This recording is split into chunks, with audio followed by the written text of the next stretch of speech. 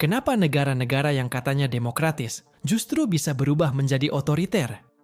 Kenapa pemilu, yang seharusnya jadi simbol kebebasan rakyat, malah jadi alat yang melanggengkan kekuasaan seumur hidup?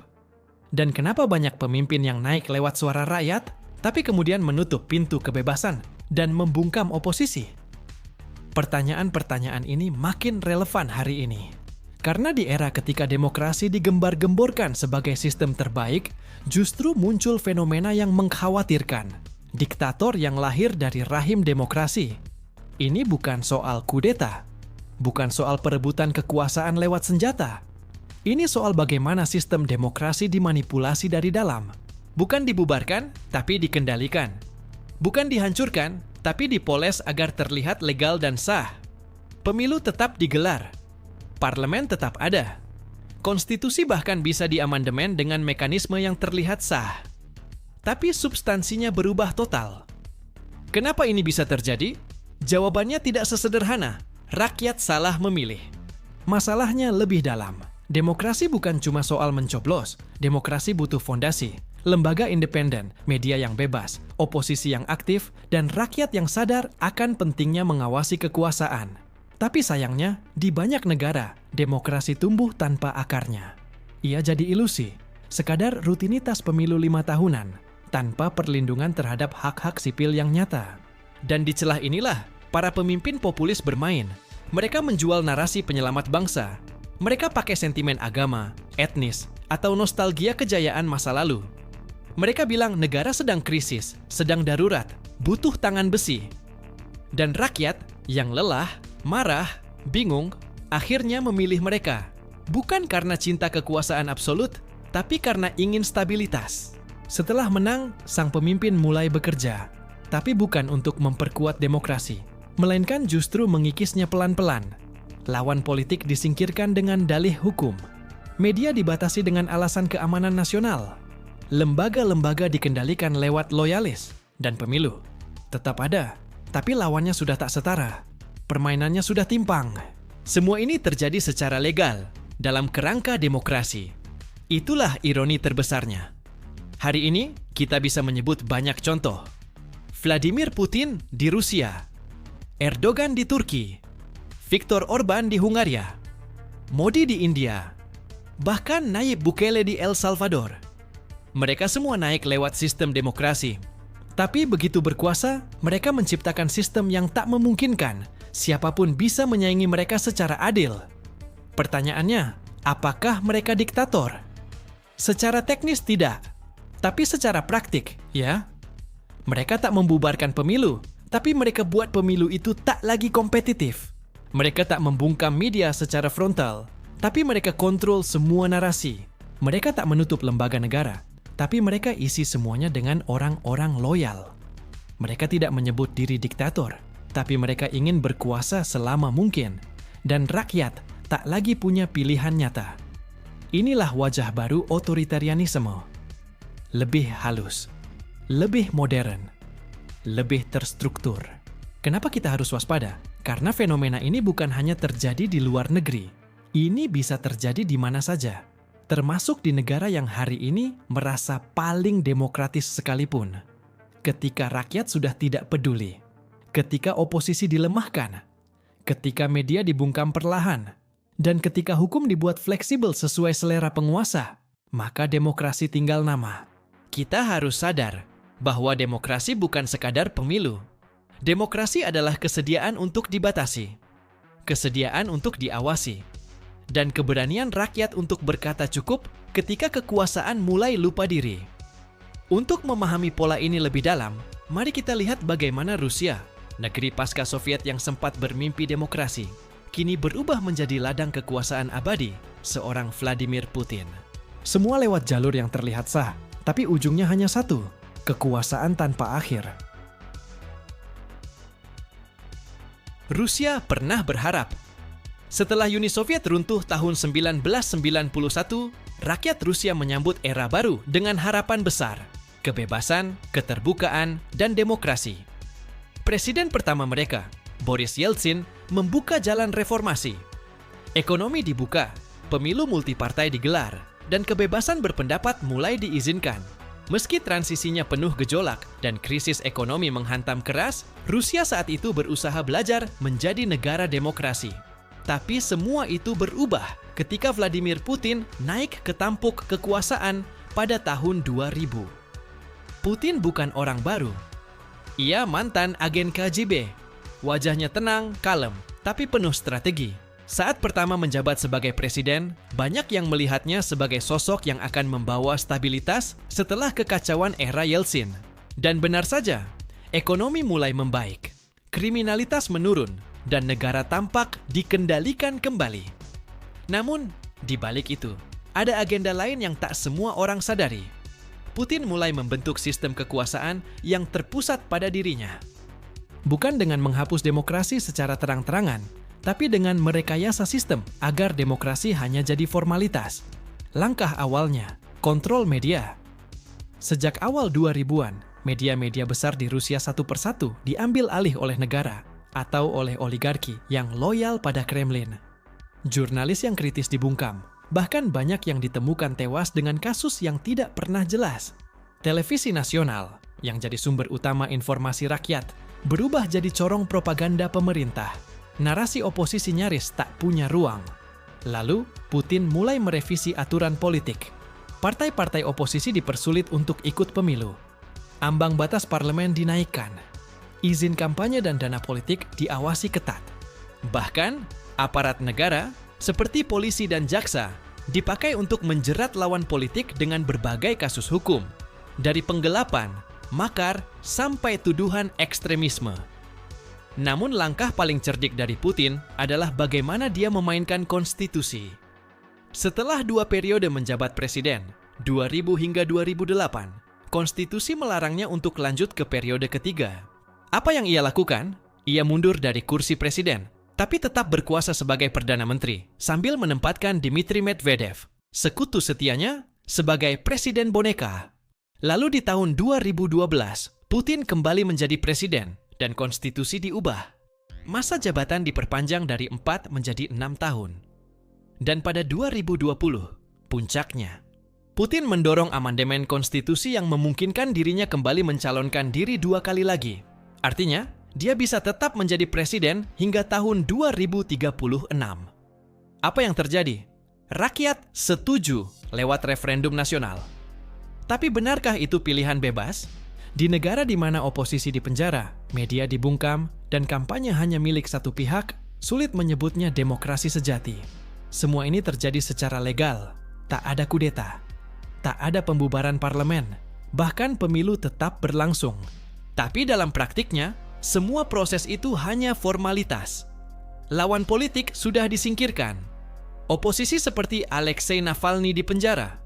Lembaga pemilu diawasi oleh loyalis Kremlin. Suara rakyat dipersempit, tapi tetap digunakan sebagai alat legitimasi. Rusia menjadi contoh jelas bagaimana seorang pemimpin bisa merancang ulang demokrasi untuk memperkuat kekuasaannya. Putin tak membubarkan sistem. Ia mengisinya dengan orang-orang loyal. Ia tak menolak pemilu, tapi ia pastikan tak ada lawan serius. Ia tak menghapus kebebasan pers secara eksplisit, tapi ia buat semua media besar patuh pada satu narasi. Dan yang paling ironis, banyak rakyat Rusia tetap mendukungnya. Kenapa? Karena stabilitas dianggap lebih penting dari kebebasan. Karena narasi nasionalisme dibangun begitu kuat. Karena propaganda dijalankan dengan presisi. Dan karena rakyat sudah kehilangan kepercayaan pada sistem oposisi yang selama ini lemah dan terfragmentasi. Hari ini, ketika dunia menyebut Rusia sebagai negara otoriter, Kremlin tetap menjawab, "Kami tetap demokrasi. Kami tetap menggelar pemilu." Tapi pemilu macam apa ketika hasilnya sudah bisa ditebak sebelum kotak suara dibuka? Inilah realita baru otoritarianisme abad ke-21. Bukan lewat senapan, tapi lewat surat suara. Bukan lewat revolusi, tapi lewat amandemen. Bukan lewat pembubaran sistem, tapi lewat rekayasa yang rapi dan legal. Rusia di bawah Putin bukan sekadar negara kuat, tapi juga simbol bahwa demokrasi bisa ditaklukkan, bukan dari luar, tapi dari dalam. Lalu bagaimana dengan Turki? Negara yang dulu digadang-gadang jadi contoh demokrasi Islam modern, kini justru berubah di bawah satu sosok yang tak kalah dominan, Recep Tayyip Erdogan. Demokrasi tetap ada, tapi seperti di Rusia, semua jalan akhirnya hanya menuju satu arah, ke kekuasaan absolut. Turki pernah menjadi harapan dunia Muslim. Setelah sekian lama berada dalam bayang-bayang kudeta militer dan pergolakan politik, negara ini memasuki abad ke-21 dengan semangat baru. Demokrasi multipartai mulai stabil. Ekonomi tumbuh pesat. Hubungan luar negeri membaik. Banyak analis internasional menyebut Turki sebagai model demokrasi Islam. Negara yang bisa memadukan identitas keislaman dengan sistem politik modern dan terbuka. Tapi semua itu mulai berubah ketika satu nama semakin dominan di panggung kekuasaan, Recep Tayyip Erdogan. Erdogan datang dari partai yang dulu dilarang, Partai Keadilan dan Pembangunan, AKP, yang lahir dari sisa-sisa gerakan Islamis yang ditindas rezim militer. Namun, sejak menjabat sebagai Perdana Menteri pada tahun 2003, Erdogan mengubah wajah Turki. Awalnya ia membawa stabilitas, memperkuat ekonomi, dan merangkul demokrasi. Banyak yang memujinya sebagai reformis. Tapi seiring waktu, kekuasaan Erdogan bukan hanya bertambah, tapi juga semakin sulit dibendung. Langkah awal Erdogan adalah merebut simpati rakyat. Ia tampil sebagai pemimpin rakyat kecil. Retorikanya sederhana tapi kuat. Ia bicara soal harga bahan pokok, transportasi, dan keadilan sosial. Tapi di balik retorika itu, ia juga mulai mengikis kekuatan lawan-lawan politik, terutama dari kalangan sekuler dan militer. Melalui serangkaian reformasi dan perubahan hukum, Erdogan secara sistematis memperlemah militer, institusi yang dulu jadi penjaga ideologi sekuler Turki. Dalam satu dekade, banyak jenderal dijerat kasus korupsi atau dituduh berencana makar. Militer disingkirkan dari ranah politik. Lalu giliran lembaga peradilan dan media. Pengadilan dirombak. Banyak hakim dan jaksa diganti dengan loyalis partai. Media independen ditekan. Beberapa ditutup, sebagian diambil alih oleh pengusaha pro-AKP. Kritik terhadap pemerintah mulai dianggap sebagai penghinaan terhadap negara. Jurnalis ditangkap, ruang publik menyempit. Namun momen kunci kekuasaan Erdogan datang pada tahun 2016 ketika terjadi kudeta militer gagal. Kudeta ini menjadi titik balik. Meski gagal dalam waktu singkat, Erdogan menggunakan peristiwa itu sebagai justifikasi untuk membersihkan birokrasi, militer, media, dan kampus dari pihak-pihak yang dianggap anti pemerintah. Hasilnya, ratusan ribu pegawai negeri dipecat, ribuan tentara dipenjara, ribuan sekolah dan media dibubarkan, dan tak lama kemudian, Erdogan mendorong referendum untuk mengubah sistem pemerintahan Turki dari parlementer ke presidensial. Dan inilah plot twistnya. Referendum tersebut lolos. Artinya, Erdogan sekarang memegang kekuasaan eksekutif secara langsung sebagai presiden. Ia bisa mengangkat menteri tanpa persetujuan parlemen, membubarkan parlemen, menunjuk hakim agung, dan bahkan mengatur masa darurat nasional, semua lewat kekuasaannya sendiri. Sistem check and balance praktis lumpuh. Semua ini terjadi dalam kerangka demokrasi. Ada pemilu, ada kampanye, ada partai oposisi. Tapi sistemnya sudah dirancang sedemikian rupa, sehingga Erdogan dan AKP tak terkalahkan. Lawan-lawan politik, seperti Selahattin Demirtas dari Partai Pro-Kurdi, dipenjara. Aktivis sipil dicap pengkhianat. Lembaga negara diisi orang-orang loyalis. Narasi besar yang dibangun Erdogan adalah nasionalisme religius. Ia memosisikan diri sebagai pembela rakyat Muslim, pelindung Turki dari konspirasi asing, dan pemimpin yang berani melawan Barat. Dalam kampanye, ia sering menyebut sejarah kekhalifahan Utsmaniyah, menjanjikan kebangkitan Turki sebagai kekuatan global. Sentimen ini berhasil, basis dukungannya kuat, terutama dari pedesaan dan wilayah konservatif. Namun, sisi lain dari pemerintahan Erdogan sangat mengkhawatirkan. Kebebasan sipil menurun drastis. Turki menjadi salah satu negara dengan jumlah jurnalis terbanyak yang dipenjara di dunia. Demonstrasi damai dibubarkan. Aktivis ditahan tanpa proses hukum yang adil. Mahasiswa dan akademisi dikriminalisasi. Ironisnya, semua ini dilakukan atas nama demokrasi. Erdogan selalu mengklaim punya mandat rakyat. Tapi apakah demokrasi hanya soal menang pemilu? Jika semua lawan dihilangkan, media dibungkam, dan hukum diatur, apakah suara rakyat masih bebas? Kasus Turki menunjukkan betapa mudahnya sistem demokrasi direkayasa. Erdogan tidak mengambil alih kekuasaan lewat kudeta. Ia tidak menghapus pemilu. Ia bahkan menggunakan referendum sebagai alat untuk mengubah sistem. Semua tampak legal. Tapi ketika semua jalan hanya menuju satu orang, apakah itu masih demokrasi? Turki hari ini bukan lagi model demokrasi Islam. Ia berubah menjadi contoh bagaimana kekuasaan absolut bisa dibungkus dengan baju demokrasi, dan bagaimana seorang pemimpin bisa memanfaatkan legitimasi rakyat untuk membangun sistem yang hanya melayani dirinya sendiri. Dari Turki kita beralih ke negara demokrasi terbesar di dunia, India. Negara dengan ratusan juta pemilih, sistem pemilu yang rumit, dan sejarah panjang pluralisme. Tapi di bawah pemerintahan Narendra Modi, demokrasi India kini mulai bergeser. Bukan ke arah otoritarianisme terang-terangan, tapi ke arah nasionalisme yang membungkam perbedaan. India dikenal sebagai demokrasi terbesar di dunia. Dengan lebih dari 900 juta pemilih dan proses pemilu yang rutin digelar secara bebas, negara ini sering dijadikan contoh sukses demokrasi di negara berkembang. Konstitusinya menjunjung tinggi sekularisme, pluralisme, dan perlindungan hak minoritas. Tapi dalam satu dekade terakhir, banyak mata mulai melirik India dengan rasa khawatir. Karena walau pemilu masih berjalan, kebebasan sipil menyusut, media mulai bisu, dan minoritas, terutama Muslim, semakin terpinggirkan. Semua ini bermula dari naiknya seorang tokoh karismatik, Narendra Modi. Modi adalah kader lama dari RSS, Rashtriya Swayamsevak Sangh, sebuah organisasi paramiliter yang punya ideologi Hindutva, sebuah pandangan nasionalis Hindu yang percaya India adalah tanah untuk Hindu, dan bahwa agama lain, terutama Islam dan Kristen, adalah asing.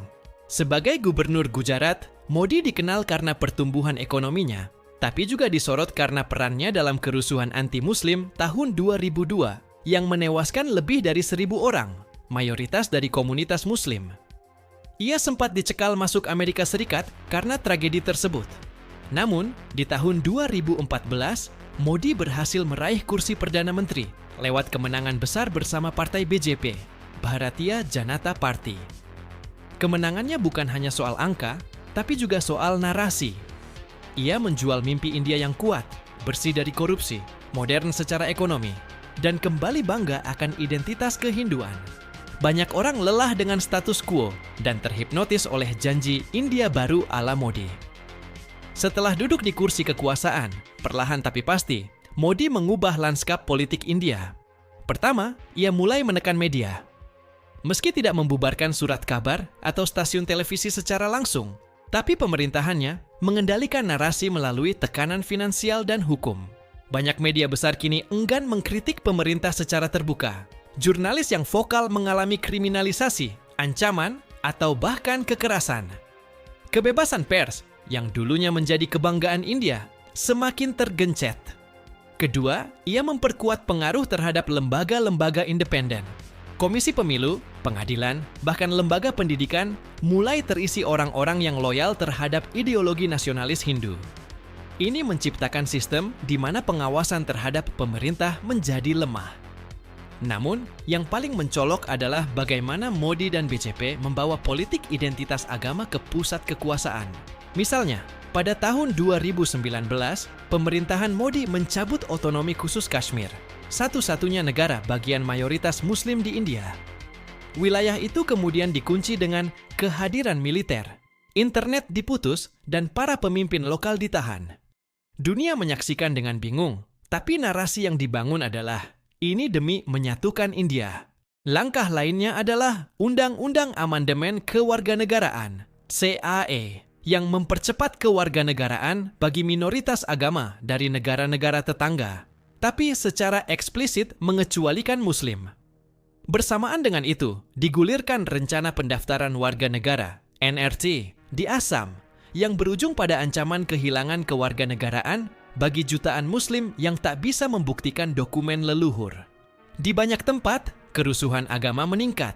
Kelompok vigilante menyerang warga Muslim dengan dalih melindungi sapi, hewan suci dalam Hindu. Sebagian bahkan disiksa dan dibunuh di depan umum.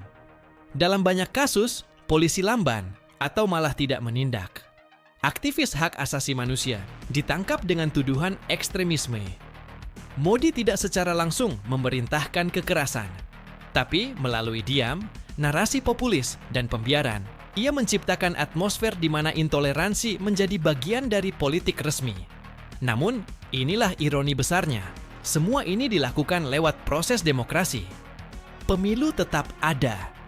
Modi tetap menang. Bahkan di tahun 2019, BJP mendapatkan kemenangan lebih besar. Tapi kemenangan ini tidak berarti demokrasi bekerja.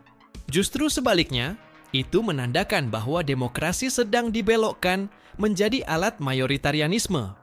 Apa maksudnya? Dalam demokrasi sejati, hak minoritas dilindungi, bahkan ketika mayoritas berkuasa.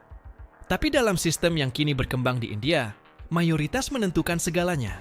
Minoritas tak hanya kalah suara, mereka kehilangan hak dasar, keamanan, bahkan eksistensi sosial. India di bawah Modi adalah contoh jelas bagaimana demokrasi bisa tetap berjalan secara prosedural, tapi hancur secara substansial. Kebebasan berekspresi, pers, dan hak minoritas dirampas secara perlahan. Dan semua itu dibungkus dalam nama nasionalisme, modernisasi, dan mandat rakyat. Dan inilah paradoks besar. Ketika pemimpin seperti Modi mendapat dukungan mayoritas rakyat, siapakah yang bisa menghentikannya? Demokrasi elektoral menjadi seperti mesin berat yang bergerak sendiri tanpa rem moral. Ketika suara mayoritas dijadikan justifikasi untuk menyingkirkan kelompok lain, kita tak lagi bicara demokrasi, tapi dominasi. Dari India, kita akan menengok ke Eropa Tengah, Hungaria, negara dengan sumber air panasnya yang sangat terkenal, yaitu Budapest. Dan semuanya berawal dari Viktor Orban melalui partai Fidesz. Hungaria adalah contoh nyata bagaimana sebuah negara anggota Uni Eropa, simbol demokrasi dan integrasi liberal di Eropa, bisa secara perlahan berubah menjadi negara demokrasi iliberal, bahkan nyaris otoriter, tanpa pernah mengabaikan kotak suara. Ini bukan kudeta militer, bukan revolusi berdarah, tapi transformasi perlahan melalui konstitusi, undang-undang, dan kemenangan pemilu berulang kali. Semuanya berpusat pada satu nama, Viktor Orban. Orban bukan tokoh baru dalam politik Hungaria. Ia adalah tokoh reformis pasca komunisme di tahun 1990-an. Namun perjalanannya mengalami transformasi radikal. Setelah kalah dalam pemilu tahun 2002, Orban dan partainya, Fidesz, mulai menyusun strategi politik jangka panjang, bukan hanya untuk menang, tapi untuk membentuk ulang sistem. Pada tahun 2010, saat Hungaria dilanda krisis ekonomi dan ketidakpuasan publik tinggi, Fidesz memenangkan pemilu secara telak, meraih 2/3 kursi di parlemen, jumlah yang cukup untuk mengubah konstitusi. Dan disitulah semuanya bermula. Alih-alih memperkuat demokrasi, Orban justru menggunakan kemenangan elektoral untuk memperlemah sistem demokrasi itu sendiri. Pertama, ia mengganti konstitusi Hungaria, menjadikannya dokumen yang mengabdi pada ideologi nasionalis, konservatif, dan agama Kristen. Melalui konstitusi baru ini, ia menetapkan kerangka hukum untuk memperkuat kendali eksekutif atas lembaga-lembaga negara. Kedua, sistem pemilu diubah. Distrik pemilihan digambar ulang agar menguntungkan Fidesz. Aturan pembiayaan kampanye dirancang untuk menekan oposisi. Media negara dijadikan corong pemerintah, sementara media swasta perlahan-lahan diambil alih oleh kroni-kroni Fidesz atau ditekan hingga bungkam. Ketiga, Orban menyerang independensi peradilan. Ia memaksa pensiun dini para hakim senior dan mengganti mereka dengan loyalis. Mahkamah Konstitusi dilemahkan dan mekanisme pengawasan menjadi formalitas belaka. Semua dilakukan dengan dalih hukum. Semua sah secara prosedural, tapi secara substansi. Demokrasi perlahan menghilang. Viktor Orban juga memainkan kartu identitas nasional dan ketakutan terhadap imigran. Pada puncak krisis migran 2015, ia menolak kebijakan kuota pengungsi Uni Eropa dan membangun tembok perbatasan berduri, seraya menarasikan bahwa Hungaria sedang diserbu budaya asing. Media pemerintah menggambarkan imigran sebagai ancaman bagi agama Kristen dan nilai tradisional Eropa. Sentimen ini sangat efektif. menggalang dukungan luas rakyat dengan memainkan politik ketakutan dan nasionalisme. Uniknya, semua itu dilakukan tanpa meninggalkan Uni Eropa. Orbán tetap menghadiri pertemuan-pertemuan Brussels, menerima miliaran euro dari anggaran Uni Eropa, dan mengklaim dirinya demokrat Eropa sejati. Tapi kenyataannya, Hungaria menjadi benalu dalam sistem demokrasi Eropa. Uang Eropa membiayai proyek-proyek yang kemudian dijadikan alat patronase politik domestik. Skandal korupsi meningkat, dan lembaga-lembaga independen seperti universitas dan LSM ditekan. Salah satu momen simbolik adalah pengusiran Central European University, CEU, dari Budapest, universitas yang didirikan oleh George Soros, tokoh liberal asal Hungaria yang menjadi musuh ideologis Orbán. Lewat undang-undang khusus, CEU dipaksa hengkang ke Wina, Austria. Ini bukan hanya soal universitas. Ini simbol bahwa ruang intelektual, oposisi, dan keberagaman pandangan tidak lagi diberi tempat di negeri itu. Semua ini menciptakan satu jenis pemerintahan baru, demokrasi iliberal, sebuah istilah yang justru digunakan sendiri oleh Orbán. Ia tidak malu-malu menyebut bahwa demokrasi liberal dengan pluralisme, kebebasan media, dan hak minoritas sudah tidak cocok untuk Hungaria. Baginya, yang lebih penting adalah stabilitas, kedaulatan nasional, dan nilai-nilai tradisional. Demokrasi, menurutnya, adalah soal siapa yang menang, bukan soal bagaimana memerintah. Dalam sistem seperti ini, pemilu tetap berjalan, tetapi medan pertarungannya tidak setara. Oposisi boleh maju, tapi dengan sumber daya yang sangat timpang. Pers boleh ada, tapi kritik keras bisa dibalas dengan pajak, audit, atau pencabutan izin. Hak sipil masih di atas kertas, tapi praktiknya sangat terbatas. Ini demokrasi hanya dari segi prosedur, tapi secara substansi, rezim yang terbentuk tak jauh berbeda dari otoritarianisme yang terselubung. Ironisnya, Hungaria tetap menjadi bagian dari Uni Eropa, lembaga yang seharusnya menjaga nilai-nilai demokrasi. Sanksi dan kecaman dari Eropa memang ada, tapi hingga kini belum mampu benar-benar menghentikan laju iliberalisme Orbán. Bahkan, beberapa pemimpin populis kanan lain di Eropa mengidolakan gaya kepemimpinannya. Hungaria adalah cermin menakutkan bagi masa depan demokrasi di banyak negara. Bahwa bahkan di jantung Eropa, demokrasi bisa direduksi menjadi alat dominasi, bukan representasi. Dan bahwa dengan narasi nasionalisme, identitas, dan ketakutan, seorang pemimpin bisa merekayasa sistem untuk tetap berkuasa dalam balutan legalitas. Dari benua Eropa, kita ke Amerika Tengah, El Salvador, dengan Presiden Nayib Bukele terpilih secara sah dan populer sebagai presiden muda reformis. Jika dulu seorang diktator butuh tank, senapan, atau kudeta militer untuk merebut kekuasaan, zaman sekarang beda. Cukup dengan kamera depan, media sosial, dan pencitraan ala seleb TikTok, kekuasaan bisa diraih, bahkan dipertahankan, tanpa darah setetes pun. Dan El Salvador adalah laboratoriumnya. Seorang pemimpin muda, tampan, bergaya sneakers dan hoodie, muncul sebagai presiden paling keren di dunia.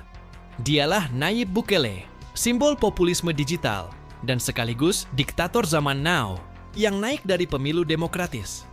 Bukele memenangkan pemilu presiden tahun 2019 dengan narasi anti-korupsi, anti-elit, dan pro-rakyat. Ia datang bukan dari dua partai besar tradisional di El Salvador, melainkan dari luar sistem, membawa janji perubahan. Wajah baru, jargon baru, gaya baru.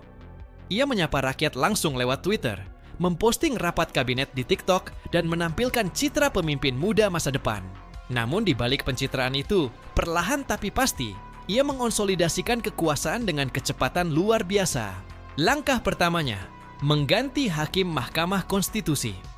Tak lama setelah partainya menang besar dalam pemilu legislatif, Bukele menggunakan kekuatan itu untuk memecat semua hakim Mahkamah Konstitusi dan Jaksa Agung, lalu menggantinya dengan loyalis. Keputusan ini menuai kritik tajam dari dalam dan luar negeri, tapi Bukele tak goyah. Dengan dukungan publik yang besar, ia terus melaju. Langkah berikutnya, mengubah aturan masa jabatan presiden. Sebelumnya, Konstitusi El Salvador melarang masa jabatan presiden berturut-turut. Tapi Mahkamah Konstitusi versi baru, yang ditunjuk oleh loyalis Bukele menyatakan bahwa sekarang presiden bisa mencalonkan diri kembali. Ini jalan legal ke arah presiden seumur hidup ala zaman digital. Bukele memanfaatkan popularitasnya di media sosial untuk mengendalikan narasi. Ia mencap media oposisi sebagai musuh rakyat, membingkai kritik sebagai bagian dari konspirasi asing, dan menjadikan diri sebagai satu-satunya sumber kebenaran. Siapapun yang berbeda dianggap sebagai koruptor, pengkhianat, atau elit busuk. Dan inilah yang membuat Bukele berbeda dari diktator lama. Ia tidak takut dengan kamera, justru memeluknya. Ia tidak membungkam media dengan senjata, tapi dengan algoritma. Ia tidak menutup parlemen, tapi memenuhi parlemen dengan loyalis. Dan ia tidak menyensor internet, karena di internet ia adalah rajanya. Salah satu kebijakan paling kontroversial dan sekaligus paling populer adalah perang terhadap geng kriminal, khususnya Mara Salvatrucha, MS-13, dan Barrio 18, dua geng brutal yang meresahkan El Salvador selama puluhan tahun. Bukele menerapkan keadaan darurat nasional, menangkap lebih dari 75.000 orang dalam waktu singkat, dan membangun mega penjara dengan kapasitas lebih dari 40.000 narapidana. Gambar-gambar para tahanan berkepala pelontos, tanpa baju, berlutut dan dirantai di dalam penjara, menyebar ke seluruh dunia. Di satu sisi ini menggambarkan keberhasilan negara memberantas geng. Tapi di sisi lain, tanpa proses hukum yang adil, ribuan orang ditangkap hanya berdasarkan kecurigaan. Amnesty International dan Human Rights Watch menuding pelanggaran HAM besar-besaran. Tapi bagi mayoritas rakyat El Salvador yang sudah muak dengan kekerasan geng, Bukele dianggap pahlawan. Inilah kekuatan populisme otoriter. Bila hasilnya terasa langsung, rakyat bersedia mengorbankan prosedur dan hak sipil. Dan semua ini dikemas rapi dengan satu senjata paling kuat zaman sekarang, naratif kontrol via media sosial. Bukele tahu bahwa kekuasaan modern bukan hanya soal hukum dan lembaga, tapi soal citra. Dan di zaman ketika orang lebih percaya video viral daripada debat parlemen, Bukele menang mutlak. Ia menyebut dirinya sendiri sebagai diktator paling keren di dunia, dengan sarkasme tentu saja, untuk menertawakan kritik. Tapi di balik lelucon itu, ada realitas yang serius. El Salvador kini dipimpin oleh seorang presiden yang hampir tanpa oposisi, tanpa pengawasan yudisial, dan dengan kekuatan eksekutif tak terbatas. Semuanya diraih lewat kotak suara dan algoritma. Bukele bukan diktator tua ala masa lalu. Ia tidak menggunakan kekerasan frontal, tapi mempermainkan sistem demokrasi modern dengan kecepatan dan kecanggihan yang mengejutkan. Ini diktator generasi baru, bukan dengan palu besi, tapi dengan filter Instagram dan logika viral. 5 negara, 5 kisah demokrasi yang berubah arah, tapi satu benang merah yang sama. Sistem demokrasi yang tak dijaga bisa dibajak oleh mereka yang paling pintar memainkannya. Pertanyaan ini terdengar retoris, tapi justru itulah yang berbahaya. Ketika hal yang dulu dianggap tak mungkin, kini terasa biasa saja. Kita baru saja melihat bagaimana Venezuela, Rusia, Turki, India, dan El Salvador berubah. Bukan karena kudeta, bukan karena perang, tapi karena rakyatnya sendiri yang membuka jalan. Karena sistem yang didesain untuk melindungi rakyat malah diserahkan, perlahan tapi pasti, kepada satu figur, satu keluarga, satu partai, atau satu kebenaran tunggal yang tak boleh diganggu. Jadi, apakah Indonesia sedang menuju arah yang sama? Mari kita jujur, Indonesia memang belum ada di titik itu. Tapi tanda-tanda selalu mendahului bencana. Demokrasi tidak mati dalam semalam. Ia dirampas sepotong demi sepotong. Dulu kita mencurigai militer masuk ke politik. Sekarang justru politisi berlomba meminang militer. Dulu kita waspada pada nepotisme. Sekarang kita menyaksikan keluarga politik tumbuh tanpa malu. Bahkan lewat putusan Mahkamah Konstitusi yang kontroversial. Dulu kita bangga karena transisi kekuasaan berjalan damai. Tapi kini kita bertanya-tanya. Apakah masih ada kepercayaan terhadap pemilu? Dan yang lebih mencemaskan, rakyatnya sendiri mulai lelah menjaga demokrasi. Lelah debat, lelah berpikir, lelah menyimak isu-isu pelik yang dianggap jauh dari perut. Akhirnya, publik lebih suka pada solusi instan, pemimpin tegas, gaya militeristik, bahkan jika itu mengorbankan kebebasan sipil. Asal ekonomi jalan, harga stabil, dan tidak ribut, semuanya dianggap baik. Padahal ketenangan bisa jadi kedok dari pembungkaman. Lihat media sosial kita hari ini. Kritik dianggap benci negara. Mahasiswa turun ke jalan malah dicap pengganggu pembangunan. Lembaga-lembaga negara yang seharusnya netral justru mulai tampil dengan warna politik. Dan ketika suara-suara kritis dibungkam bukan dengan senjata, tapi dengan algoritma dan framing medsos, maka kita tidak lagi bicara soal demokrasi, tapi soal bagaimana demokrasi dipakai sebagai kedok otoritarianisme yang halus dan populer. Yang terjadi di luar negeri harus jadi cermin, bukan bahan olok-olok. Rusia dulu negara demokrasi muda yang dielu-elukan. Turki pernah jadi contoh ideal perpaduan Islam dan demokrasi. India dikenal sebagai demokrasi terbesar di dunia. El Salvador sempat menjadi harapan baru Amerika Latin. Tapi semua itu tidak cukup jika rakyatnya tidak punya daya kritis, tidak punya ingatan sejarah, dan tidak punya semangat untuk menegur kekuasaan. Demokrasi bukan sistem otomatis, ia butuh penjaga. Dan penjaga itu bukan cuma lembaga, bukan cuma tokoh, tapi kita. Jadi, kalau hari ini Anda masih mengira demokrasi Indonesia aman-aman saja, mungkin Anda sedang berdiri di tengah badai, tapi terlalu sibuk selfie untuk menyadarinya. Kalau menurut kamu, apakah Indonesia sedang mengarah ke jalur yang sama dengan negara-negara tadi? Atau kita masih aman selama rakyatnya sadar dan berani bicara? Tulis pendapatmu di kolom komentar. Jangan lupa like dan subscribe. Bukan karena algoritma, tapi karena diskusi seperti ini perlu diperbanyak. Karena kalau kita diam, sejarah akan menulis kita sebagai bangsa yang tahu ada bahaya, tapi memilih tutup mata. Sampai jumpa di video berikutnya. Dan ingat, demokrasi tidak diwariskan. Ia harus diperjuangkan.